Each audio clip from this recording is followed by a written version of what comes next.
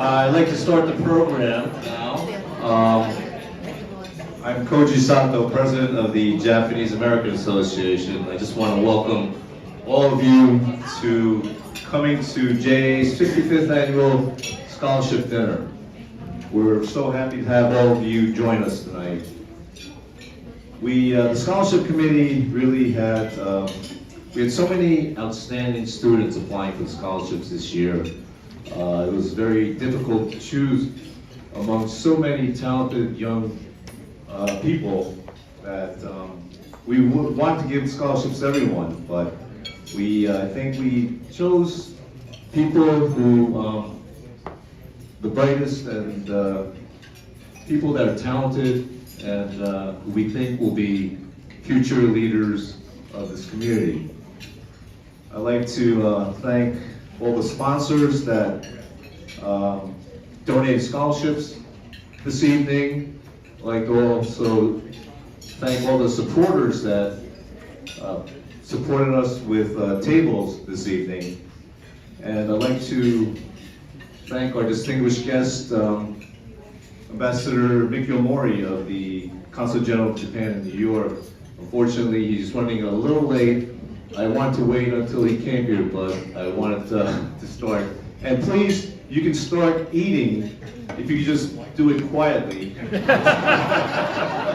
Please, I don't want to keep you from your food, so please go ahead and start eating. But make sure that you're able to hear the speakers tonight. I'd also like to thank Ms. Miyoko Demei for our keynote speakers tonight.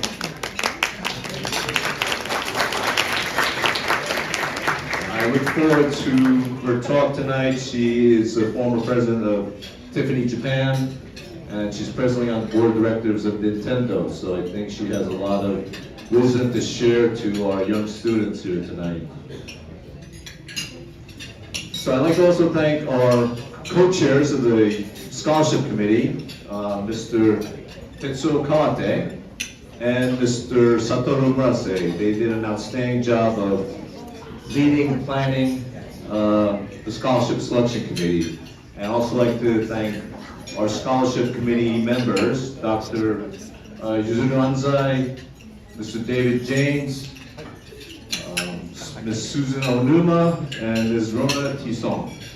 So through the committee members' hard work, we were able to choose the outstanding awardees that are here tonight. Next, I'd like to introduce the co-chair, Mr. Tetsuo Kawate. I wonder if all of you, or many of you, were at the game, the Mets baseball game last Friday, when the New York Mets played the Los Angeles Dodgers, the world champion Los Angeles Dodgers, with their superstar Shohei Ohtani. If you were at the game early, you would have seen Mr. Kawate throw out the first pitch that evening.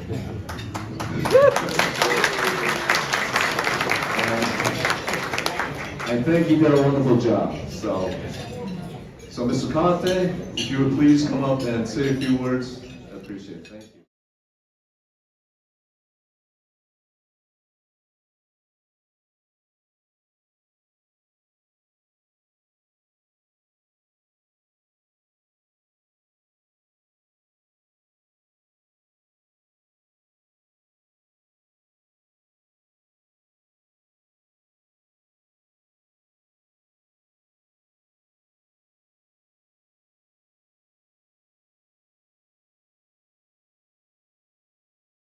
Now I'm very honored to introduce our keynote speaker, but before that I need to correct an error that I made as to when I was talking to Mr. Kawate about his speech.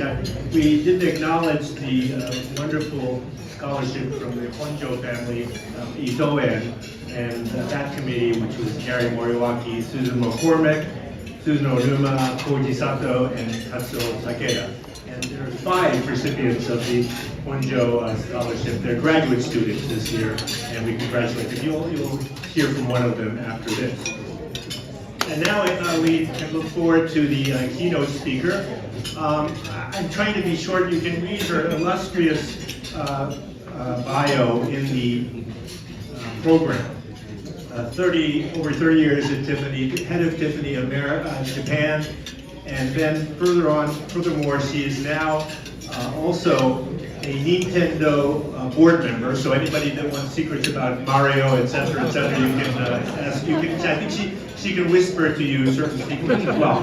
But she is very much. I'm really honored to know her as a friend because she has this incredible mix of style, fashion, in this new world we are, that's so important, the soft power of Japan. And together with that, the fact that she's serving on the Nintendo board in the incredible age of games and AI and new technology, it's really going to be, I look forward to that. And also she has spent her time recently in charitable activities. She was just up at Noto Peninsula where there was the big earthquake last week, and is helping contribute to those efforts.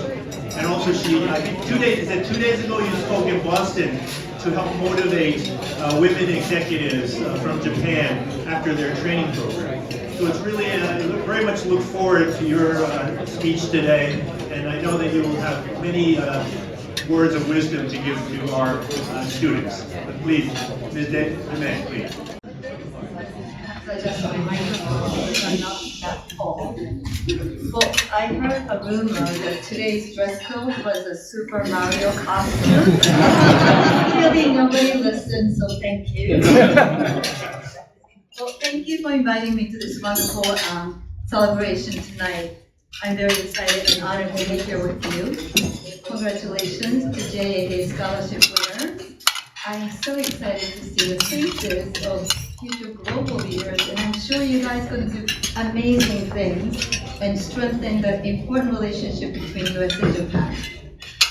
I also like to thank, my sincere gratitude also and congratulations goes to the family and parents of the winners. If I may ask them to stand up, please.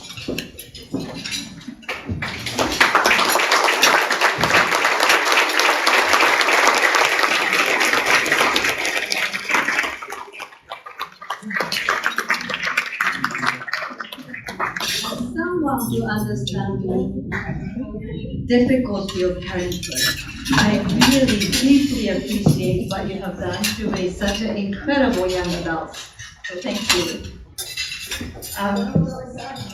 Before I start speaking about myself, I'd like to ask some questions to all of you. I'd like to understand who I'm speaking to. So, who in the room actually has ever visited Tiffany or purchased Tiffany or have received Tiffany gift? It could be $1 million necklace or it could be a tie or so it's about like 60%. Thank you. This table, 100%. Then, in the room, the next question is, has stepped into the world of Nintendo, either playing their games, or watching the Super Mario movie, or having the product, or even visiting the Nintendo world at the Universal Studios in Japan or US or anywhere in the world. Please raise your hand. Actually, maybe a little bit more people. Great, thank you. So now the serious question that I have is, who didn't raise your hand? And second question. So please, if you are so kind to raise your hand, if you didn't raise your hand on the first or second question. Did I have? Really? I was gonna comment for the honesty and courage. Okay. So let me, so next 15 minutes or so, I like to talk about three things. One is my self-introduction and my career journey. And second is the key learnings from working at Tiffany for 30 years and also being board on Nintendo. Third is 5 key principles that I use for my career development. So I hope some will be entertaining for all of you. First, I consider myself as, so if somebody asks me, who are you? I would say I am curious and globally minded, luxury business leader with a deep passion and appreciation for Japanese culture, art, and also heritage and tradition, with really a big in inclusivity. So that's how I would explain myself. How did I become that? So I was born and raised in Japan, but then the lure of American University brought me across the Pacific. And after graduating, I started working at the Japanese company in New York City, shall be named nameless. Then, soon after I started working there, my then boyfriend, husband of 33 years, yes, this is where you're supposed to. 33 years, and we start talking about marriage. And of course, back then, I think anybody in my age group will know, getting married means that you have to spend about 3 months worth of salary for your diamond engagement ring, right? The beers were so good at marketing. They brainwashed all of us. So I thought that I have to purchase, but it wasn't just about the big investment. That really sparked a curiosity. Why is it diamond so special, and what makes it so desirable, and how come it's so expensive? So of course, I researched not about diamond, but how to learn about diamond. And naturally, I enrolled in a diamond grading course at the Gemological Institute of America to learn everything that I need to know about diamond. And then, in a truly unexpected ways, my then friend who was working at the same company, she was looking for a job and stumbled across a position at the New York headquarters of Tiffany. And she thought, hey, Miyoko is studying about diamonds, so why don't she apply? And that suggestion changed my life and started my new career at Tiffany. So 3 decades of Tiffany were nothing but new challenges and also headache and growing pains. But I truly enjoyed 30 years of Tiffany under 16 different bosses and moved to 10 different departments. Some were by my choice, some were I got promoted to, but in different reasons. I moved to 10 different departments under 16 very interesting bosses, and I learned a great deal. Then my job led to the Vice President of Global Sales Operations, responsible for 350 retail and also wholesale boutiques in Tiffany, and responsibility included communication, training, operational efficiencies, network strategies. Then after that, the truly magnificent position for me was the President of Tiffany Japan. And what made it so interesting and also what made it so significant for me was, even though Tiffany has been in Japan for 50 years, I was the very first female president. So,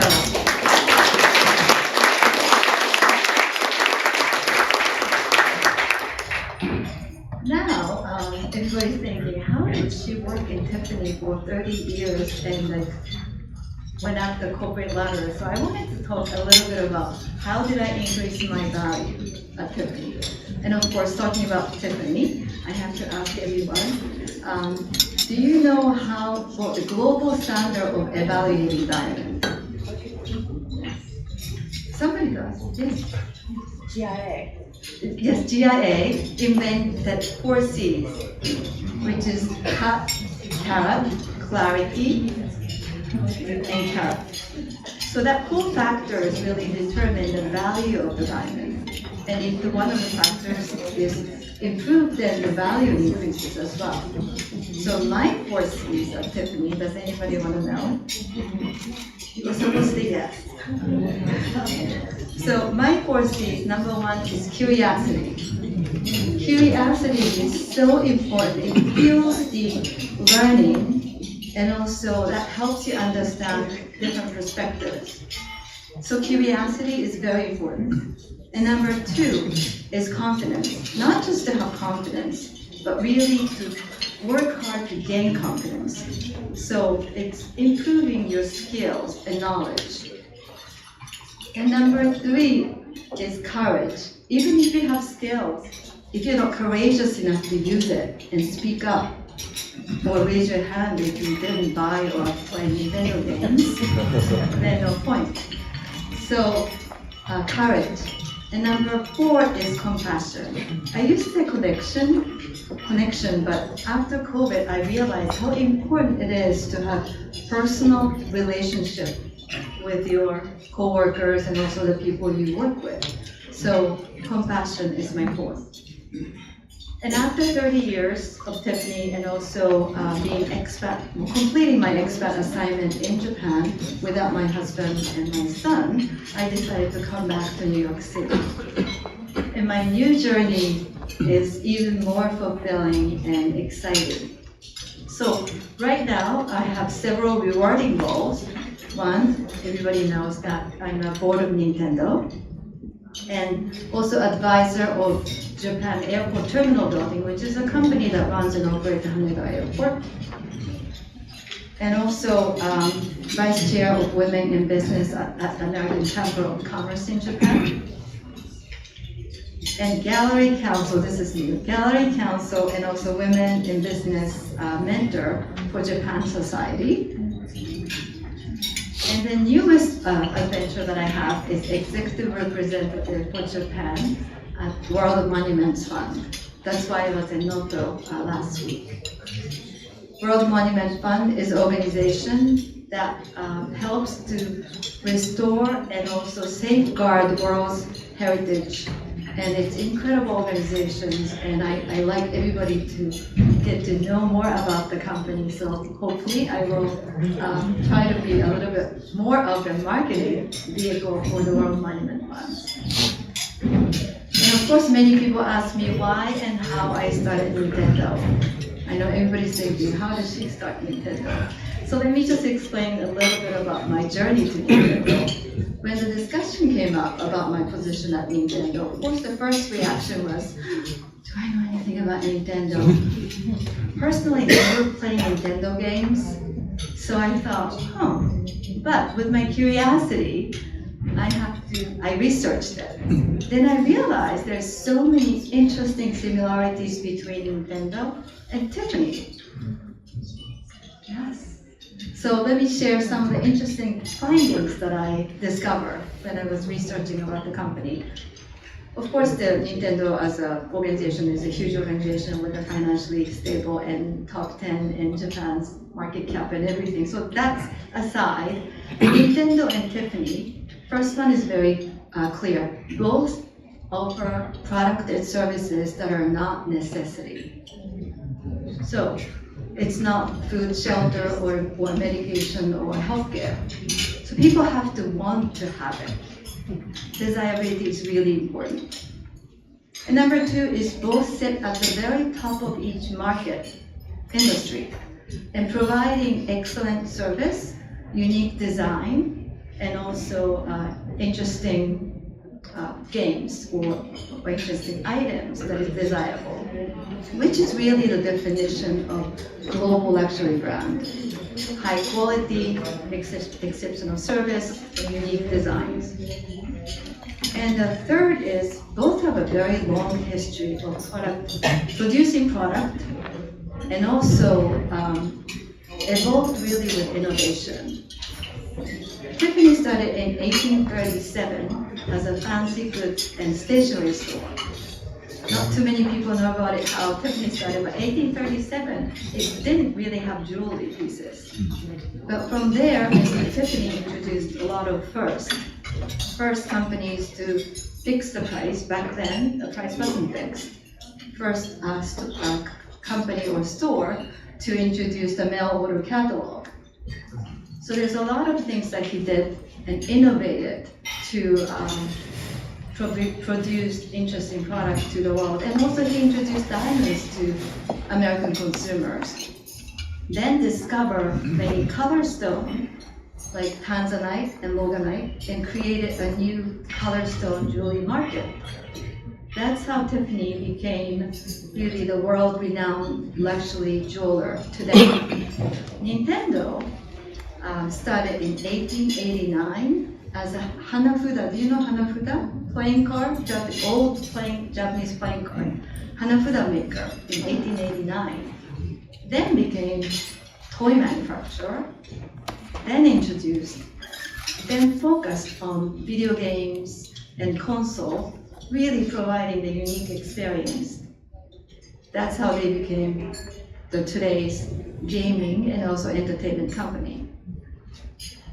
And both, well, the fourth one is the both stand for making people happy, yeah, and enrich lives, and also have a really broad family appeal. So when you think about luxury brand, we always think about more of the very narrow kind of age group. But Tiffany, as you know, produced product for celebrating your birthday of your baby, to wedding, to many different life's important occasions, and have a very wide range of clientele. Nintendo also is the same thing. Even though it is the gaming, Nintendo really does have a family appeal, and especially the commercial in Japan that you see, people playing it with the grandchildren and the grandparents playing together, so have a really wide, broad appeal. And the fifth one is both companies are really the master of brand management. When we say brand management, not just talking about the color of course, the red Nintendo and Tiffany blue, and also the logos and boxes, but really they both have a very specific way of managing their intellectual properties and designs, and use that to move forward and enhance the value of the organization and the business. So it might seem like two companies and industry are really far apart, but there's a lot of underlying similarity, and my experience and also the knowledge that I gained at Tiffany is directly contributing to what I do at Nintendo today. On the same note, I wanted to talk a little bit about World Monument Funds. I wanted to explain about the journey, how I started. When I was at the president of Tiffany Japan, one thing that I really wanted to do was give back to the community, because Tiffany in Japan is one of the top luxury brand and has done so well, and Japanese love Tiffany. So I wanted to give back to the community who loved and cared Tiffany for so long. And knowing that Tiffany's New York headquarters had a long-standing relationship with World Monument Funds on philanthropic efforts, I reached out to them and I said, I wanted to do something special to celebrate Tiffany Japan's 50th anniversary. And that became this project of establishing a very first professional gold leaf craftsmanship training program in Kanazawa. And what was truly amazing and also remarkable was not just establishing the gold leaf training program in Kanazawa, but because Tiffany did it with World Monument Fund, with Tiffany's name, we had a few female apprentices applying for the program. As you can imagine, those old traditional field, women are not well accepted, and also there's not that many. So that was so remarkable for me, and that really meant significant more meaning to my long career at Tiffany. But through my engagement with World Monument Fund and also the City of Kanazawa and the Agency of Cultural Affairs, the Bunkacho, I realized that there's so many buildings, temples, and shrines, and also community that requires more support.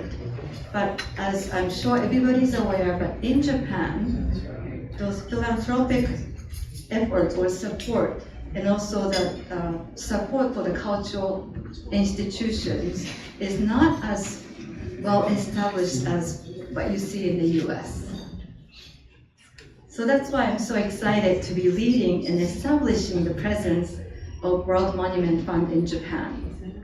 what I really want to do is work with institutions like organizations and companies and individuals to create programs to really support the restoration and also the keepsake of the Japanese heritage sites. Wouldn't that be wonderful if you think in the future, everyone in Japan feel the ownership and also the personal connection to incredible Japanese heritage sites and heritage, and find the joy in supporting and also restoring those incredible traditional and histories. So now, I think you understand why I consider and how I introduce myself as curious and globally minded luxury business leader who is passionate and also appreciates Japanese art, culture, and heritage. Last but not least, not going to be too long, 5 key principles that I used for my career development. One is don't limit yourself, because believe in your potential, and I don't think I have to say that to this young group of people, but we are capable of a lot more than we think. So don't limit yourself. That's number 1. And number 2 is do things that scares you. A lot of times, we tend to stay within the comfort zone, but you have to do something that scares you, like jumping into the new industry, or doing something completely different, or raise your hand in a meeting that you're not so comfortable. And so do things that scares you. And number 3 is stop waiting for the perfect moment, because there's never a perfect moment. We always have reasons not to do something because we're too busy or we have to take care of this or something. But there's never a perfect moment, so don't wait. And number 4 is be flexible and embrace new challenges and changes. Especially after COVID, we just don't know what's going to happen, but embrace and use it as a key learning opportunity. And number 5 is try to be the best version of yourself. Because I've worked in New York headquarters for 28 years. I didn't see anybody who looked and talked like me, and I didn't want it to be somebody else. So I tried to really be myself and try to be a better version of myself, maybe every day, every year, every month. So that's my 5 key principles. Thank you for your time today and listening to my stories. I hope some resonated with your experience, or some might be entertaining for you.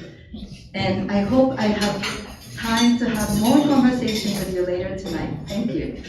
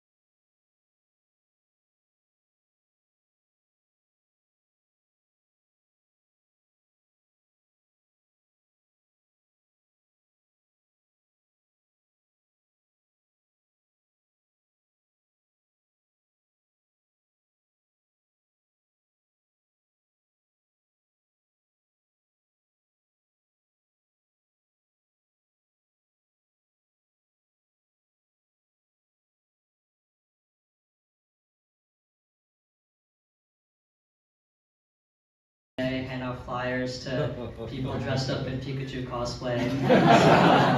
So that's how it started. There was a cosplay competition we were also running where I had to take photos of Pikachu, and Pikachu one time told me that my photos were really bad. So I had to take like 3 more, which was really fun. So some background on me. I'm the son of 2 Japanese immigrants who immigrated here 30 years ago. I went to Japanese school every weekend. I went to Kumon every weekend while going to my normal American school. And so my life was kind of defined by this switching between Japanese identity and American identity. And that's kind of defined who I am for a lot of my life. So I've done a lot of historical research with my Japanese American interests.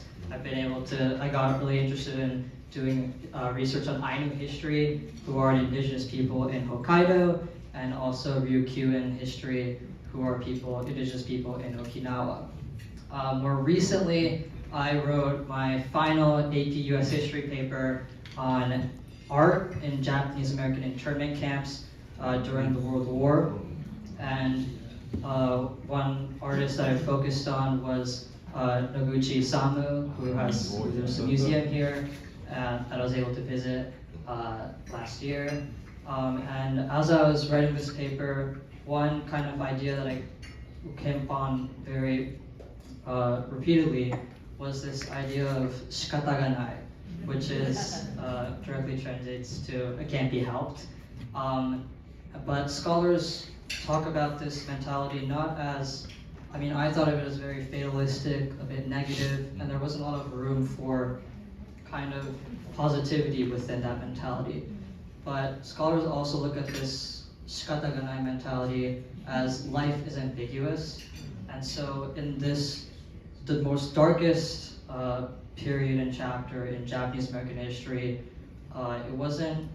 it can't be helped didn't mean that there's no positive outcomes that are available. It meant that we don't dwell on the negatives, but we believe in a more brighter future, and a more brighter future for the identity of Japanese Americans here in the United States. And I think they were able to do that. So yeah, I guess I want to end off on thanking a few people. I'm just a nose cone of a rocket of amazing people that support me. My mom, she's always been there for me.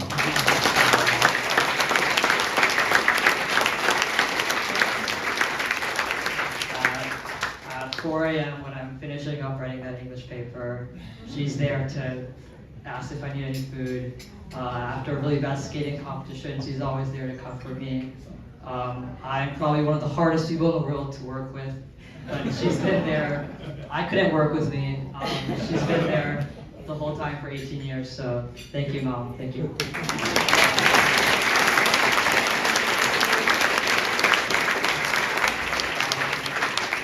And my dad's, of course, also here.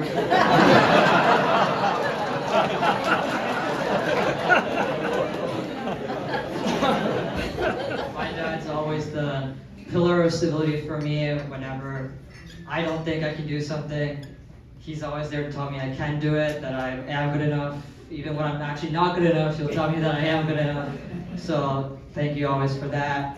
My brother is not here, but he's in Chicago, and he's always paved the way ahead of me, for me, to make my life 1,000,000,000% easier. Probably not as easy for him, but thank you to my brother, and thanks to my friends who are on prom right now. Thanks to my friends who always make me laugh. But again, final thanks to JAA, the scholarship committee, the Murase family for this incredible honor. I hope to take these values of service and academic excellence into college as well. So thank you.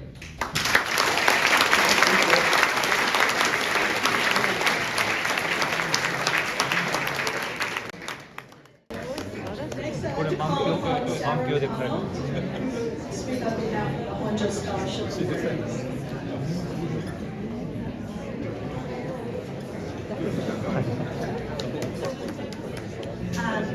Like many many former UN folks, I'm more comfortable with a speech in front of me, but I'll try and remember to make eye contact. Thank you so much for your support. I am here speaking on behalf of the Honjo Scholars to express our heartfelt gratitude for this opportunity.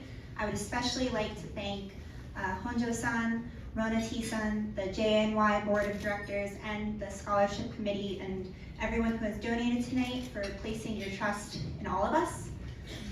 My name is Sarah O'Connell. I am a second-year master's student at Columbia University's School of International and Public Affairs, and it is thanks to the support of organizations such as this that I am able to stand before you today. And even though I represent just one of 5 Honjo scholars, I hope my story can provide you with a small glimpse of what your generosity can enable. So, for as long as I can remember, US-Japan relations have played an integral role in my life. The US-Japan community has shaped me, not only in terms of my career aspirations, but also my sense of responsibility, leadership, and resilience to tackle some of the world's most pressing challenges. Motivated by my experiences as a diplomatic aide at the Permanent Mission of Japan and as a teacher and crisis volunteer in Sendai, I decided to pursue a master's degree in international policy. My focus is on the use of technology in national security strategies, and I am currently working to fortify AI and cyber cooperation between Japan and the United States. This research comes at a critical juncture for both countries as cyber attacks ramp up across the Indo-Pacific, targeting schools, train systems, financial institutions, and even defensive capabilities. Furthermore, there is a vacuum of global leadership in cyber defense that the US and Japan are poised to fill. At Columbia, I will pursue research on strengthening the US-Japan bilateral defense systems and propose US-Japan joint operation ideas to help prevent future cyber attacks. Outside of my time as a graduate student, I have remained committed to strengthening US-Japan bilateral ties in several ways. At the Permanent Mission of Japan, my proudest achievements were helping Japan negotiate the landmark Pact for the Future as part of the UN Summit of the Future, and organizing a peace tea ceremony between Grandmaster Sen of the Urasenke School and Secretary General Guterres. Prior to the Japan mission, I lived in Sendai for 3 years, working with local NGOs to host a dinner honoring survivors of 3/11 and partnering with the Tomodachi program to present our disaster risk reduction policies at the World Foci Forum. I also spent 1 year in Kyoto working with local artisans in the Kyoto National Museum to preserve traditional crafts.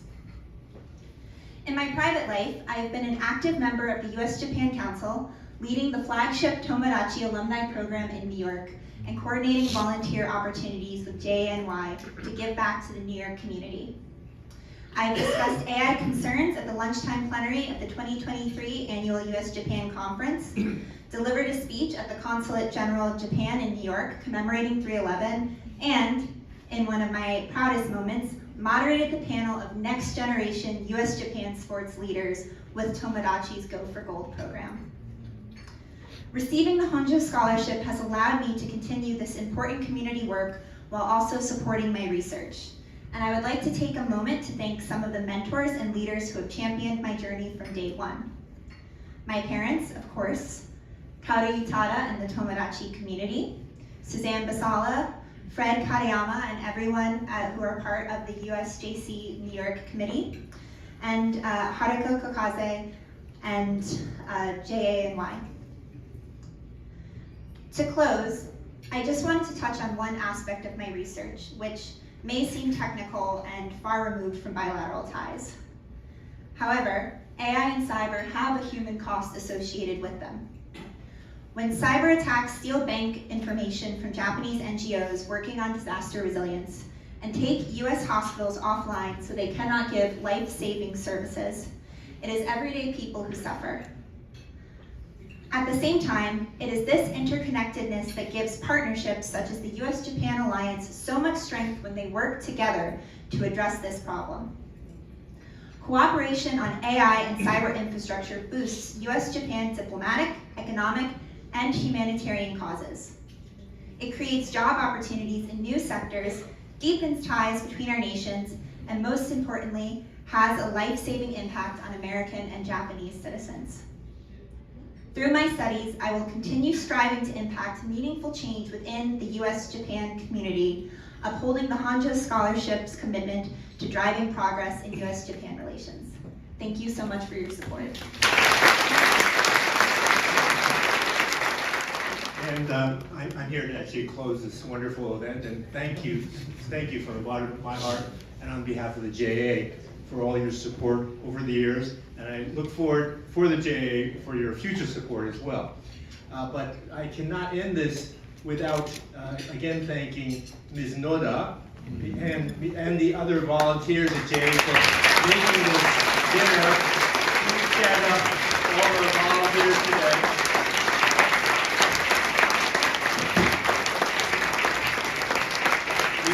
Especially without Ms. Noda, we would not be ending at right on time. So I'm okay, right? I done good, okay? In any case, I hope you have a safe travel back home, and it's really wonderful. I just love this event because we see the next generation of our youth, and there's so much hope in the future. And it's just a wonderful thing. I hope that you come away from this event with very positive thoughts in a very difficult time right now. But thank you very much. Good night.